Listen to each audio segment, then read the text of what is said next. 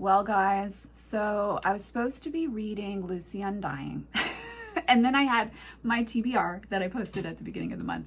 I've diverted wildly from the TBR. And I am obsessively reading Nat Cassidy's Mary, A Tale of Terror, An Awakening of Terror. Oh my goodness. So here's what I think that I did. I think that I overpromised myself, overextended myself when it came to annotating Lucy Undying, because I really was enjoying the author's voice and the story, but it's just become kind of like stressful when I think about all the different categories I was attempting to annotate that book. And I needed a little break, and I wanted to go straight for horror, not so much romantic horror, but horror. And so I've had this book since May 16th, 2023, a couple days after my birthday. I must have purchased it for my birthday in 2023. And it's been on the shelf. I've heard nothing but like, this book is good, but I waited to read it. I have been devouring this book since I started it. I am almost done. I stayed up until 11 o'clock last night to read this. If you know me, you know I go to bed early. That's crazy that I stayed up that late. I'm on page 254 right now. This book is amazeballs. It is scary. Well, I don't know. It takes a lot to scare me. It's not scary. It's creepy. You think you know a direction it's going, and then it starts to shift. And not only does it have body horror, serial killer vibes, it also has cult and possession vibes too. And it's intermingled with a storyline for women who are going through perimenopause or menopause and approaching middle age. The main character is about to turn 50 in this book. And as someone who just turned 40 and is aware that I am approaching and now in middle life, there is something really kind of scary and uncomfortable a lot of people feel around women who are 40 and over, and perimenopause and menopause. And the author, I mean, he's a dude, but somehow he captured kind of something I've been processing, feeling personally myself as well.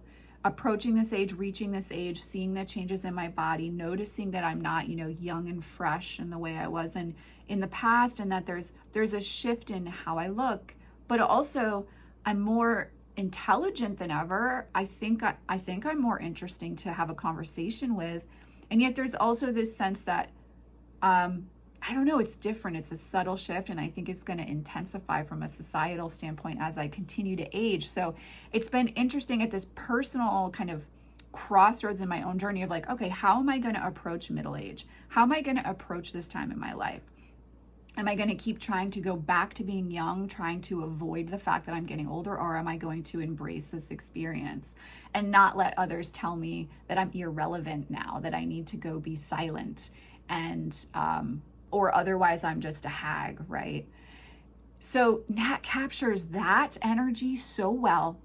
He also captures, now I was raised in a cult, so he captures the experience of being gaslit when you're raised in a cult or an environment that's surrounded by that really powerfully. And I don't want to give anything too much away in the storyline, but he really captures that feeling. So I've been like processing a lot about my own childhood experience as I've been reading this book. And that's why I love the horror genre.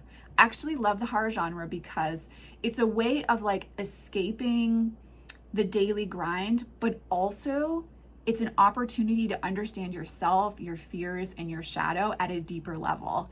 And this book is insanely good. I cannot put it down. I'm going to tell you right now, it's 5 of 5 stars if it continues this way. As I don't have too much left. I mean, I'll definitely be finishing it tonight, so I'll share my final thoughts. But if it continues this way, this is a 5-star read for me. It is so good. If you've been on the fence about this one, give it a go. I will say some of the descriptions of the body horror are definitely graphic. So if you're new to horror, or if that's like a thing that concerns you, you might want to take your time. But I still think this book is worth a read. It's so freaking good. I cannot stop reading it. This author's voice is amazing. And you really feel the way in which Mary has hidden from herself so determinedly you really feel the claustrophobia of that very palpably. Everything this guy writes, I will be reading. I'm really, really loving this book. So far, it's my favorite book that I've read the last few months. And I had another book that was a strong contender, as you guys saw in the last reading vlog. I'm really glad that I went off plan with my TBR list and I just went for the one I was really called to read, because this book is not disappointing at all. It is amazing. I had no intention of annotating. I've been annotating in a much more relaxed pace that's felt less stressful than the Lucy Undying experience. And I am going to go back to Lucy Undying this month, but I'm actually glad that I put her down and I didn't try to force myself to move through it too quickly. And I just have been devouring this book. It is so good. So I hope you enjoy my little reading cozy montage. And then I will be back with my final thoughts on Mary by Nat Cassidy.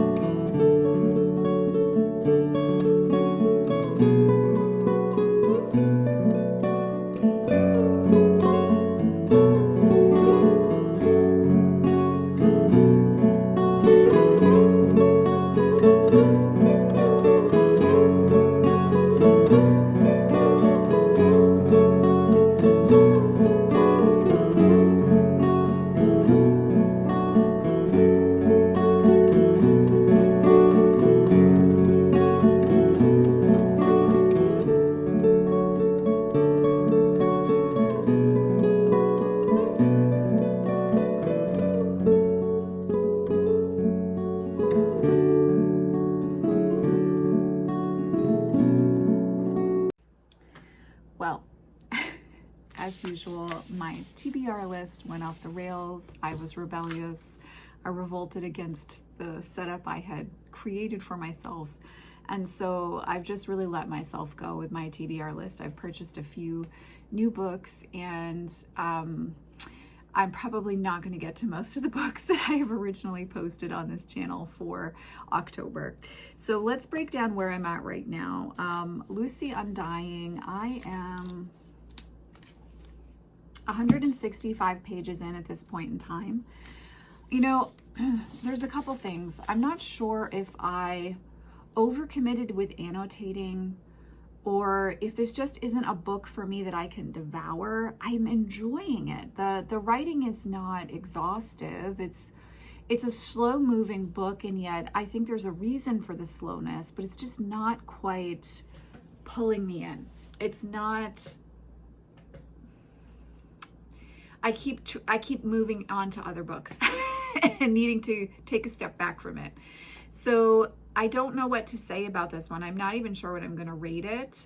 Again, I don't hate it. It's not boring, but the pace is sedate and it isn't pulling me in and it's not captivating me. I find myself longing to read other books or avoiding reading when I know that I'm coming back to this one. So I really put it aside for right now.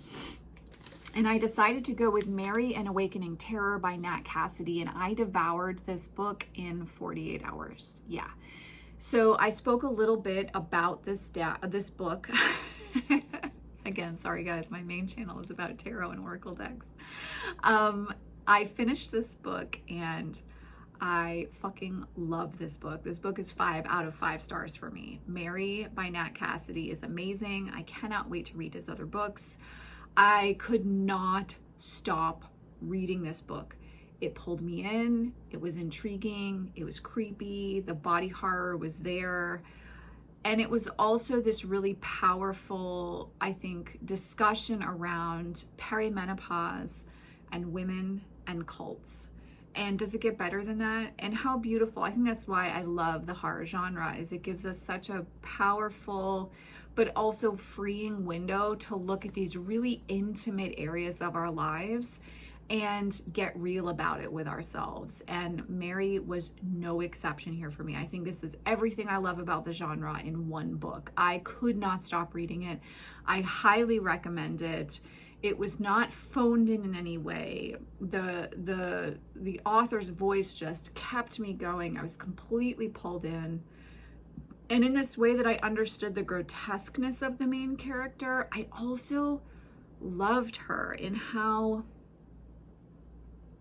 pathetically normal she was in a lot of ways. And it really did cause, and I think I said this in the earlier video where I was discussing this book, that the normalcy of her, but also this understanding of something that happens for women as we approach midlife, where we become forgotten or we have less value.